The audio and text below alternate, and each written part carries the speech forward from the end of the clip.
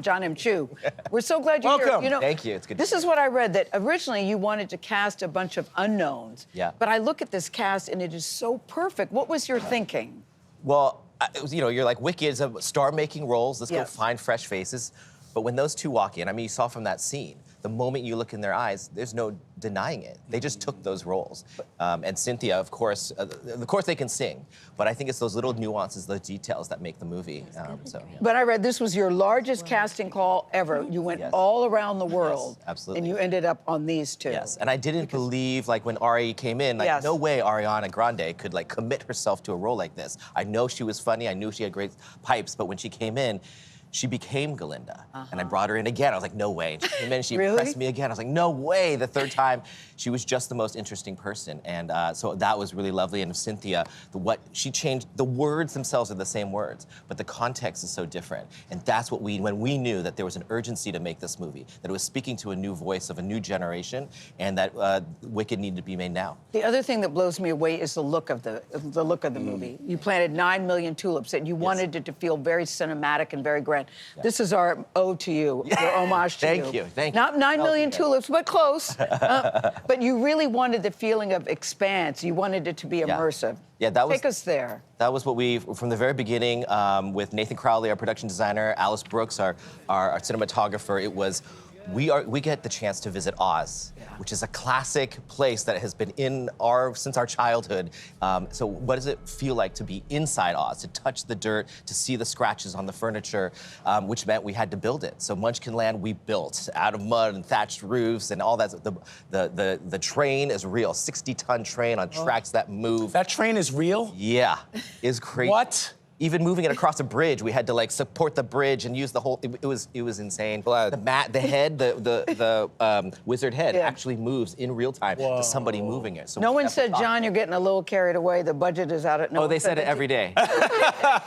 We like to troublemaker in Hollywood, and that's this is a once in a lifetime opportunity. It's amazing. Yeah, but Vlad, 17 sound stages. 2 of the sets were as big as 4 football fields. Yeah. But I want to talk a little bit about your smaller scale artistry there as director. So when we see a beautiful shot like the one we just saw with Ariana Grande and Cynthia Erivo, and her eyes are watering, and there's that slow push, are you in a chair, sort of everything been mapped out ahead of time, and you're just deciding if you have it or not, or what are you doing behind the scenes in those moments? So I'm behind the desk on the floor. I'm usually on the floor with my little monitor. I'm right there with the actors, and I know what those little things they're giving because I've seen it when we're rehearsing in my office, and they didn't like to sit in chairs. They like to sit on the floor because it feels like grounded or something. So we sit there and I'm watching them. We talk all about this scene. So me and Alice, our DP, we talk about restraint, because in a movie like this, and I've done movies in the past where you get all the tools and everyone's giving and you can just say yes to everything. Yeah. But I think what really, the story comes from actually how you carve the marble, how you say no to things and you simplify things. And so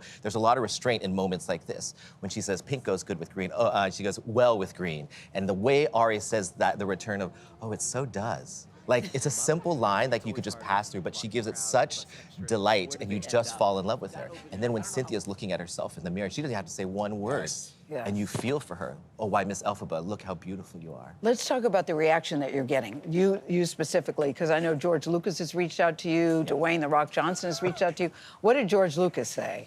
I mean, it's like... Did you know George Lucas? I've never met George Lucas. I've never talked to him. Of course, I went to USC, where he's supported that school. So I got that call randomly this week. He was still at the mall where he had just seen the mall, yes, and he called you. And he called me, and we FaceTimed, and he couldn't have been more kind about, he's like, I make movies, and I said, yes. And he's like, I know, I've seen all the elements in that movie. I know how hard it is to pull it all together. Yeah, see, he would look at it differently. And The Rock, too, Moana's killing it also. Yes, and it's so nice when you see leaders like that, creative leaders, who actually reach out. I didn't know that happened. And are just so kind and say, like, we're doing this together. But this was something on Instagram, because I posted, one of the memes from the movie. Yeah. This woman, Jen Jenks, saw this with my autistic son during the new student arrival day. He turned to me and said, that's how I feel, Mom, like Elphaba all the time. Kids look at me like I'm different until they take the time to get to know me. This movie just fills people with so much emotion. I know you're hearing that too. Yeah, it's amazing. The whole week, seeing everyone on social media talk about how they're connected to it. These are the conversations that I had with Cynthia and Ari the whole time. I mean, I would go onto the studio lot and I would show my pass and be like, oh no, deliveries are on the side. That's how, feeling a part of something is, I think we all feel a little bit outside of the norm. And so what Cynthia brings connects us with that feeling that we can actually rise above that is pretty powerful. Jon, really quick before we go, part one you've said is about choices. Part two, you're saying it's about consequences. So what can we expect? I know we've seen the play. 40 seconds to goodbye. Well, yeah, it's hard. To make choices, it takes a lot of bravery. To stay in those choices, why defend a home that doesn't want you? These are the questions that we get to explore in movie 2. So if you like movie 1, Jon, I did behind the scenes. I watched, and you ask everybody to look in the camera and talk to your future self. Jon, look in the camera. Talk to your future self. What's your line? I would say, take it in. Enjoy the moment and love your kids, number 1. Be there for them in all ways. All right, father of 5, new baby in the Father of house. 5. Wow, Jon Chu, congratulations. Thank you. Wicked is playing in theaters now.